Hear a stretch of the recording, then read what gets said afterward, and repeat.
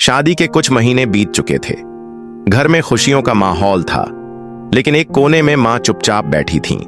वो हर सुबह चाय बनाती और दरवाजे की तरफ देखती। शायद बेटा आए, 2 पल पास बैठकर बात करे। लेकिन बेटा अब ज्यादातर वक्त अपनी पत्नी के साथ बिताता। शायद उसे लगता कि मां अब ठीक है, उन्हें किसी चीज की जरूरत नहीं। एक शाम जब बेटा फोन पर बात करता हुआ मां के कमरे के पास से गुजरा, उसने देखा मां चुपचाप बैठी थीं, आंखों में उदासी थी। उसका दिल कांप गया। वो अंदर नहीं गया, बस दरवाजे पर खड़ा होकर देखता रहा। पहली बार उसने महसूस किया मां तो अकेली हो गई है, और वो ही तो उनका सब कुछ है। अगली सुबह मां ने जब आंख खोली तो देखा बेटा सामने बैठा था, चुपचाप उसका हाथ पकड़े हुए। मां, आप उदास क्यों हैं? मां ने कुछ नहीं कहा, बस आंखों में आंसू भर आए। मुस्कुरा दी। नहीं बेटा, बस थोड़ी थक गई थी।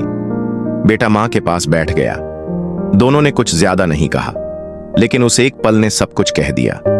थोड़ी देर बाद बहू कमरे में आई, हाथों में 3 चाय के कप लिए हुए।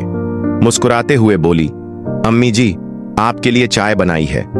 मां ने पहली बार उसे देखा, आंखों में नरमी थी। बहू ने 1 कप मां को दिया, 1 पति को, और तीसरा खुद उठा लिया।